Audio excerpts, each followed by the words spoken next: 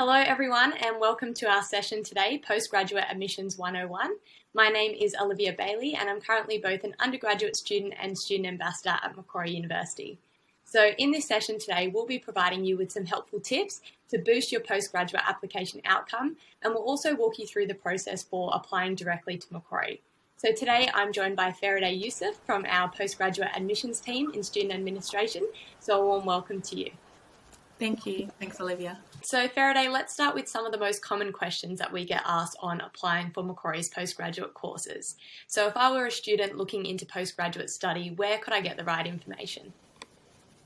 Thanks, Olivia. So the best place for students to go to is our Course Finder website, which is at courses.mq.edu.au. And on this website, you can see the entry requirements, the course structure, and the how to apply information for your chosen program.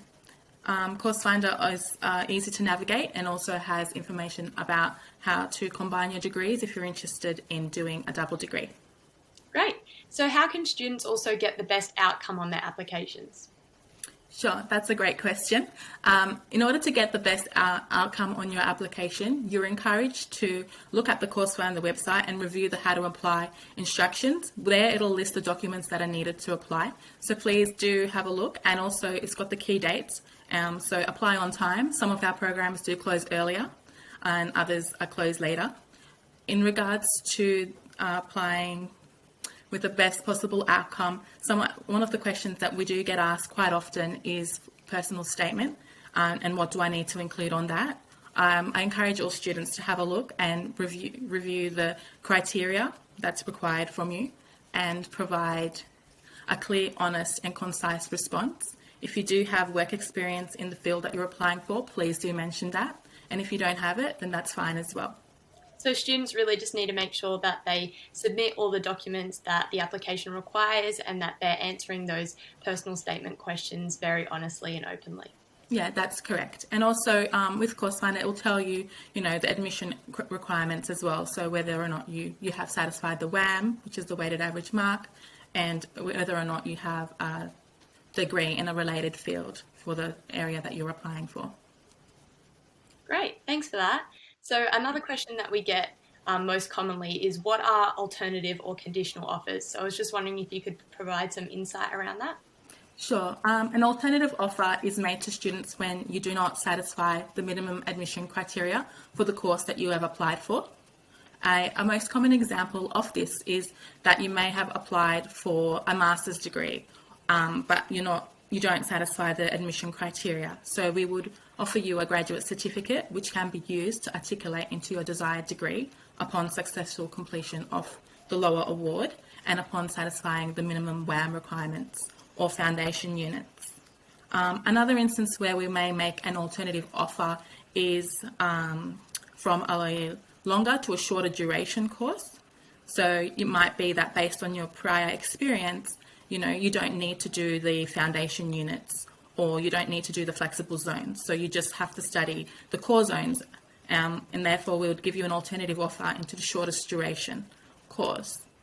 In regards to a conditional offer, this is made when you do satisfy the published admission criteria, yet are missing something we require from you, such as proof of English proficiency or proof of citizenship or proof of course completion.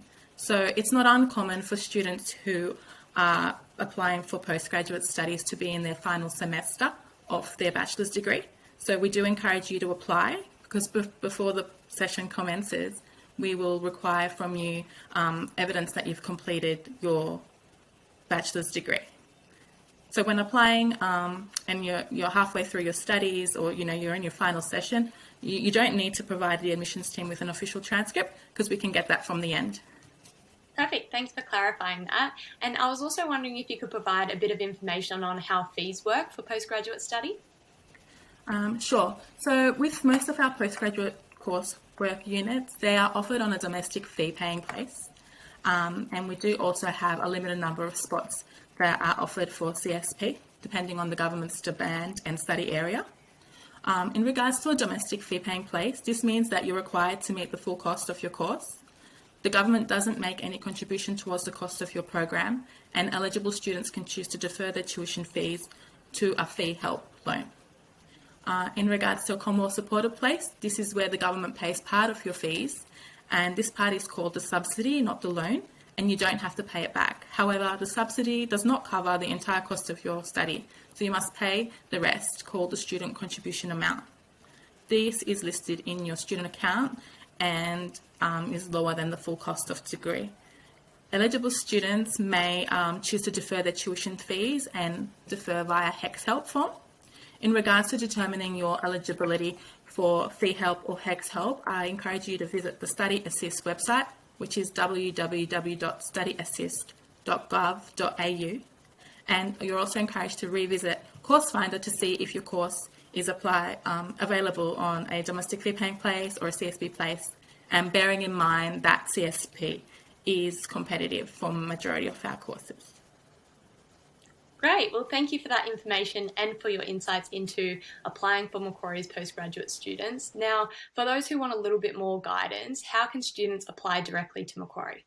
So applying directly to Macquarie is available for a limited number of our courses, and other ones go via UAC. So it is important that you do look on the Course Finder to find out whether you apply directly or you go via UAC. Also, we have the double degree tool for students who wish to combine 2 master's programs together, and you can have a look on the application method for that as well via the degree builder tool. Today I'll just run you through applying directly with Macquarie. On this slide you can see that new students would need to register and apply by filling in their personal details. If you have forgotten your password, you can always submit an IT help ticket and they'll reset it for you. So once you do log in, you'll see My Applications folder, and you will need to click on this to take you to the summary page of your applications. Here you will see a summary of all the applications that you have applied for. So for example, this student has applied for Master of Banking and Finance, Commerce and Master of Accounting. If you would like to add a new course, you just click on the orange box that says Add a New Application and you search for your degree. So the step 1 is that you select the course that you're looking for and you add it to your applications. You'll see here the summary of the liability category.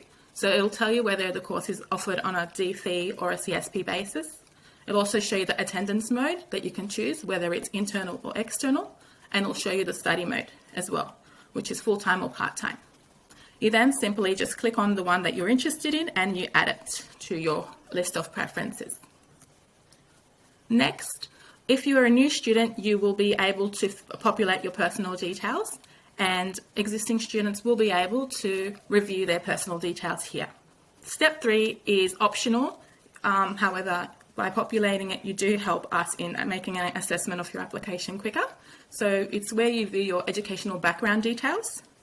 So the highest level of participation is the highest level that you have participated in. So if you're currently studying a bachelor's degree but you haven't finished it, you would put bachelor here.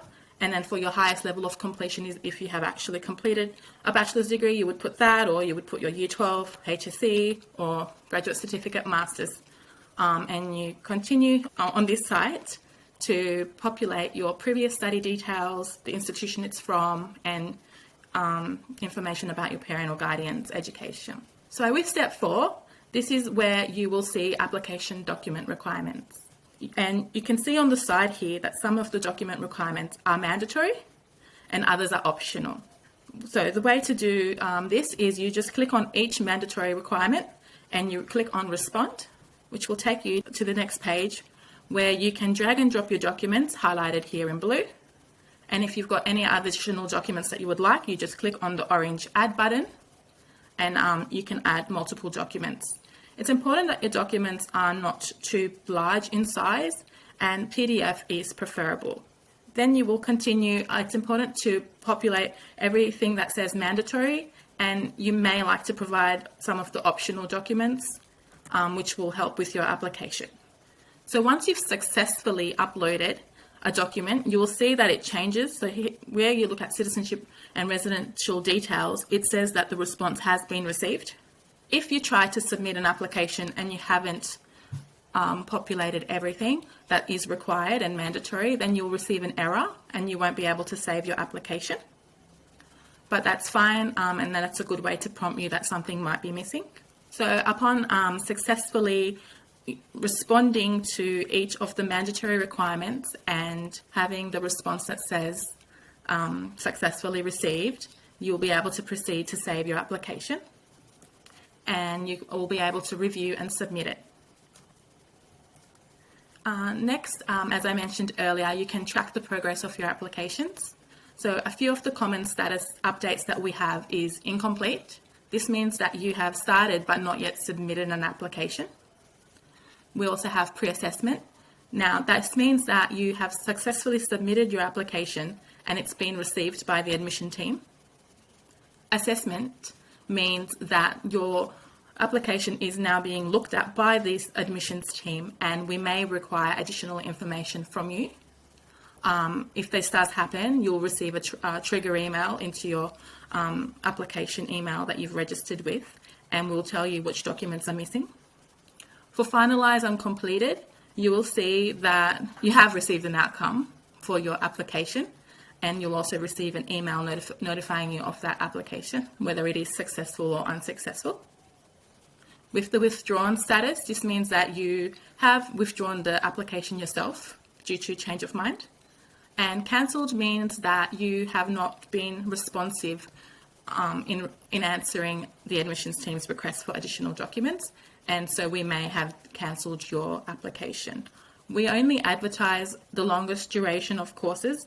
For example, if you've applied for Master of Commerce, you might see that it's cancelled. However, we've given you an alternative offer to the shorter duration, and so you will still receive an offer for the Master of Commerce, but it'll be for the shortest duration based on the documents that you've provided. So that's a summary of how you can track the progress of your application. And then I'll move on to show you what it looks like when we do proceed to assessment stage and do request documents from you.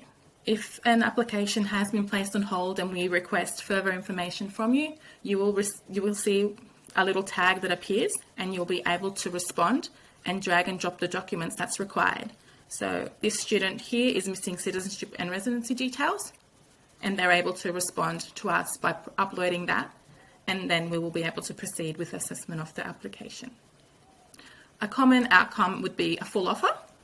So if you do receive a full offer, it would say offer is awaiting your response. So you will see that the response is you can either accept or there's more, which is defer or decline. So depending on the button that you click, you'll get a notification telling you what has happened. So in this instance, the student has accepted and has received the thank you for accepting your offer template. So we'll move on to conditional offers here. So as I mentioned before, conditional offers would mean that we would require something that's missing from you. So you are eligible for an offer, but we do require something extra. And in this example, you can see that the student would first have to respond to the offer condition and provide the necessary documents and then add it to their application. I hope that this process has been clear for you. Thank you. Great, and thank you so much for your insights today, Faraday, and thank you to everyone at home for watching this video on Postgraduate Applications 101. If you do have any more questions about the application process, you can always contact our postgraduate team on 0298506791 or via email at reg.postgraduate@mq.edu.au. Thanks.